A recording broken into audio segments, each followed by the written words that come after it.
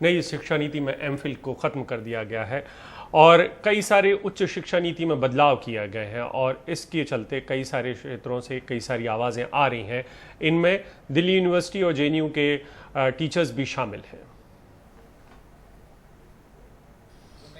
Lockdown के चलते जवाहरलाल नेहरू विश्वविद्यालय बंद है, लेकिन एमफिल करके पीएचडी में रिसर्च कर रहे मुकेश कुमार पढ़ाई के लिए दिल्ली में रुके हैं। मुकेश कुमार जैसे जेएनयू में एमफिल कर रहे 1000 से ज्यादा छात्र नई शिक्षा नीति में इसे खत्म करने से मायूस हैं। बीए के बाद जब आप सीधा किसी स्टूडेंट को पीएचडी में ले आएंगे तो उसका जो मानसिक विकास कर लो, बौद्धिक जो विकास कर लो, वो उतना नहीं हो पाता है कि वो सीधा आके रिसर्च में उतना इनपुट दे पाएगा।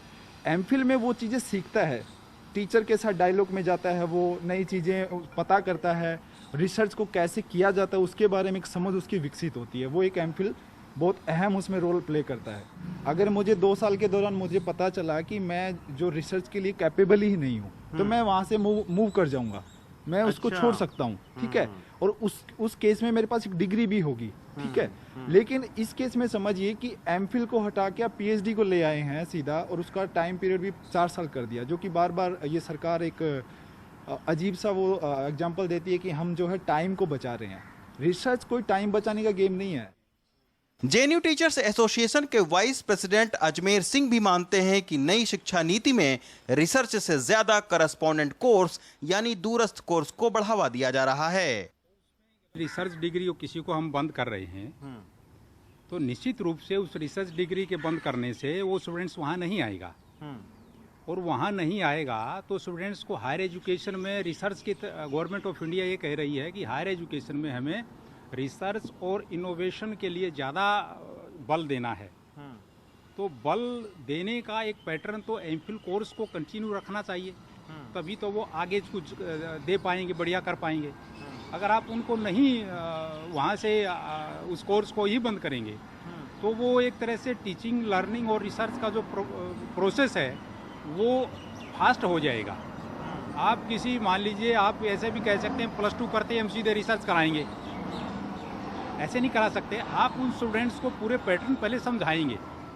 अच्छा। अब जैसे उसके बिना आप अचानक उनको लेकर वहाँ पीएचडी में जाएंगे तो उस एवज में केवल स्टूडेंट्स का ही अच्छी तरह से नहीं सीख पाएंगे, बल्कि वो आगे जाकर के भी उसका नुकसान होगा। उधर 6 साल पहले 4 साल के डिग्री कोर्स यानी FYUP का विरोध कर चुकी दिल्ली विश्वविद्यालय के शिक्षकों का नई शिक्षा नीति पर कड़ा विरोध है।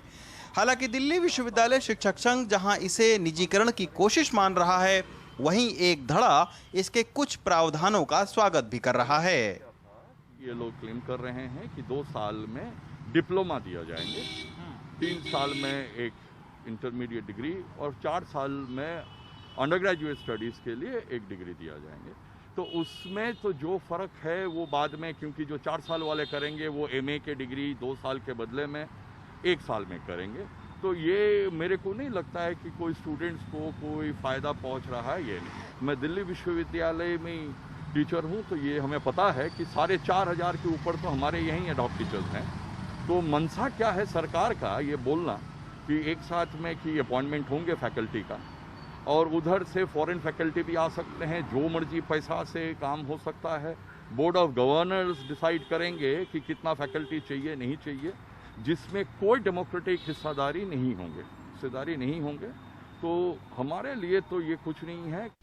मैं 34 साल के लंबे अंतराल के बाद आई राष्ट्रीय शिक्षा नीति में मातृभाषा में प्राइमरी शिक्षा का प्रदान किए जाना, इस पर जोर, एजुकेशन सेक्टर में 6% GDP का खर्च करना, सरकार के फंडिंग को बढ़ाना एजुकेशन सेक्टर में, सेकेंडरी एजुकेशन में 100% और हायर एजुकेशन में 50% ग्रॉस एनरोलमेंट रेशो को ले जाने का लक्ष्य रखना, और साथ ही साथ मल्टी डिसिप्लिनरी एजुकेशन पे जोर दे करके इंटरनेशनल स्टैंडर्ड्स को मीट करने की कोशिश करना और भारतीयता को प्रमुखता देना एजुकेशन में, इन सभी कदमों का इस नीति द्वारा स्वागत करता हूं।